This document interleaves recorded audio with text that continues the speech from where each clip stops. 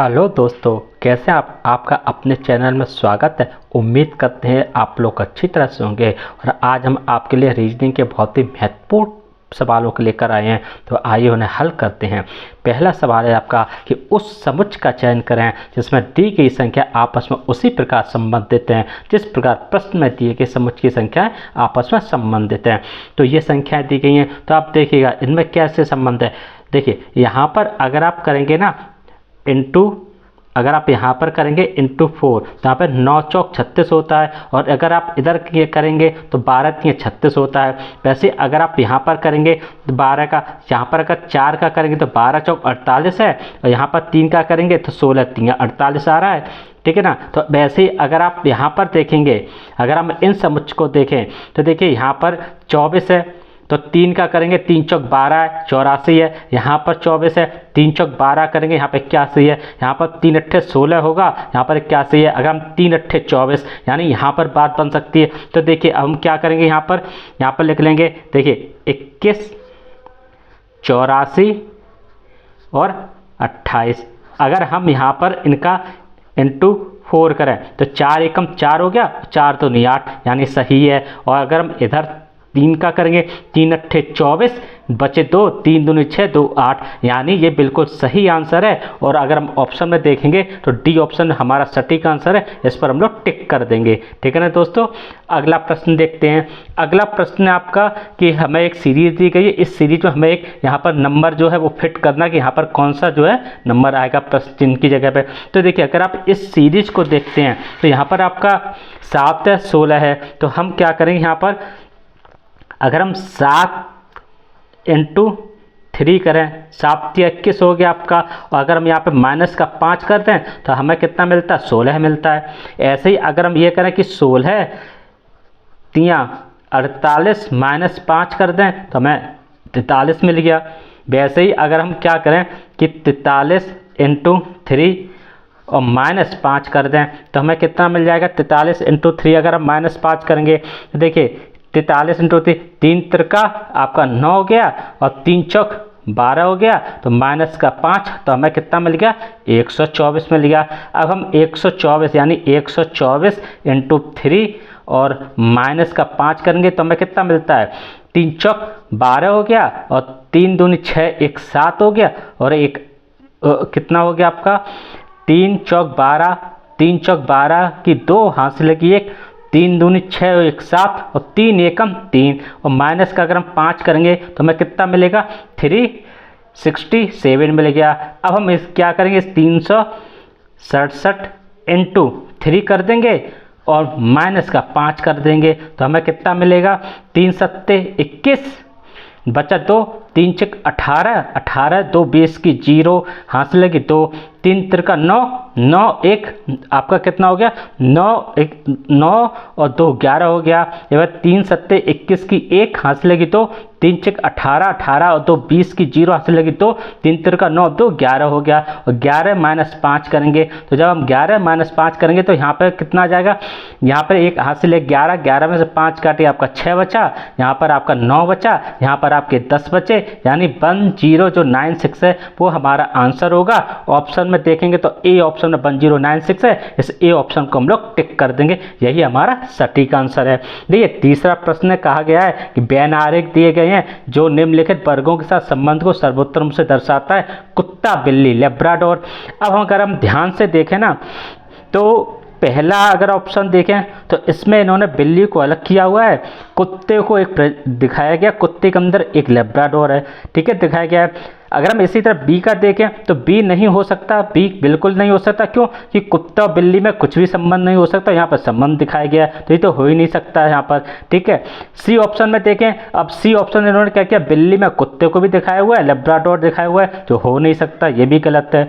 D option में देखें तो इन्होंने बिल्ली के अंदर कुत्ता भी दिखाया और लेब्राडोर दिखाया है, तो ये भी नहीं हो सकता। ऑप्शन ए ही हो सकता, क्यों कि देखिए बिल्ली एक अलग प्रजाति, तो बिल्ली को अलग कर दिया, ठीक है ना। और कुत्ते की एक प्रजाति होती है लेब्राडोर, तो ये तो कुत्ता हो गया पूरा, इसमें प्रजाति होगी लेब्राडोर, क्योंकि पूरे कुत्ते की तो कई प्रजातियां होती हैं, तो उसमें एक प्रजाति लेब्राडोर है, तो ये आपका लेब्राडोर हो गया। तो यही ए आंसर बिल्कुल सटीक आंसर है, जिस पर हम लोग टिक कर देते हैं।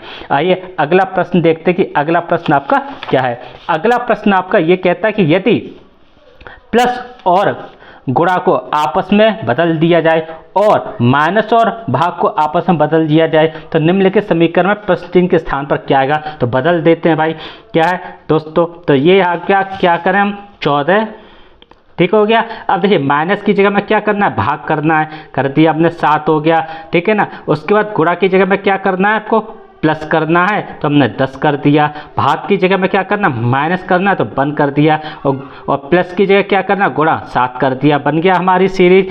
अब इसमें हम क्या करेंगे, देखिएगा यहाँ पर 7 का यहाँ से भाग दे देंगे तो 7 दूनी 14 हो गया, प्लस 10 हो गया यहाँ पर, और यहाँ पर कितना हो गया 7, तो माइनस का 7 हो गया, और यहाँ पर कितना बचा 10 और 2 12, 12 में से 7 गया तो कितना बचा 5 बचा, और यही हमारा जो है ना वो आंसर होगा। ऑप्शन में देखेंगे तो ए में 5 है, जिसे हम लोग टिक कर देंगे, ठीक है ना दोस्तों।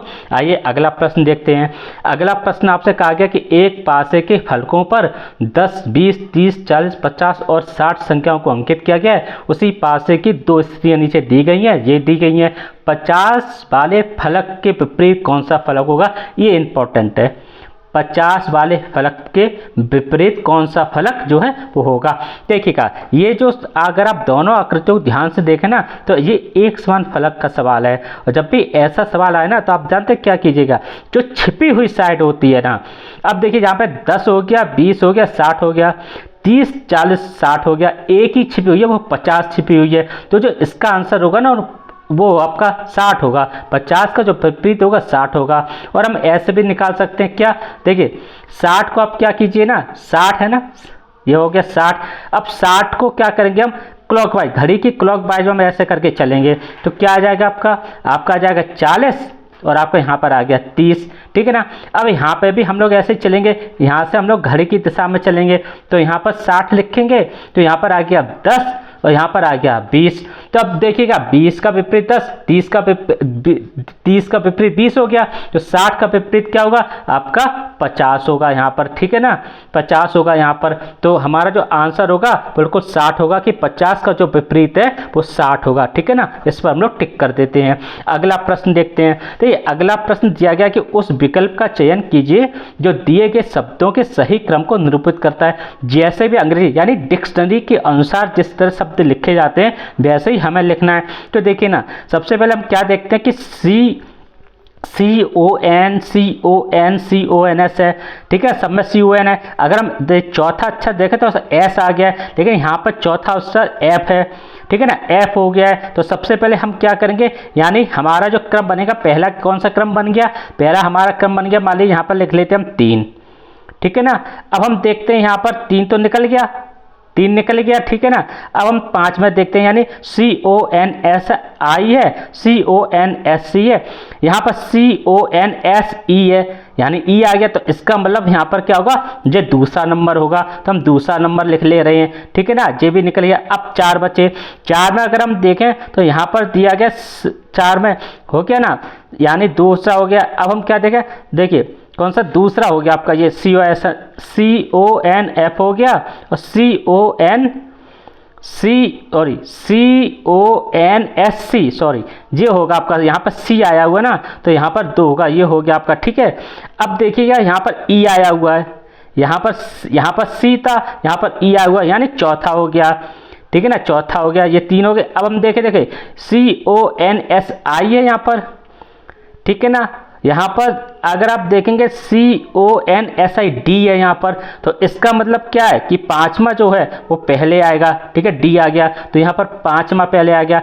उसके बाद अगर हम देखेंगे यहाँ पर देखिए D के बाद यहाँ पर SCONSIG आ गया है, ठीक है ना, यहाँ पर जी आ गया तो इसका मतलब यहाँ पर क्या होगा, छठा होगा। लास्ट में क्या, एक ही बचा, क्यों, CONSI एस है यहाँ पर, ठीक है ना। तो यहाँ पर कौन सा आ गया, बन आ गया। तो इसका मतलब क्या है कि हमारा जो देखिए क्रम है वो 3 2 4 5 6 1 है, ये वाला क्रम। ऑप्शन में देखेंगे तो ए ऑप्शन में 3 2 4 5 6 1 है, तो इस ए ऑप्शन को हम लोग टिक कर देंगे, यही हमारा सटीक आंसर है। तो दोस्तों इस तरह ये बहुत ही महत्वपूर्ण सवाल है जो हमने हल किए हुए हैं, और ये परीक्षा में आए हुए सवाल हैं। और आपको अगर हमारा वीडियो अच्छा लगे तो आप इस चैनल को ज़रूर से ज़रूर सब्सक्राइब कीजिएगा। धन्यवाद दोस्तों, नमस्कार दोस्तों।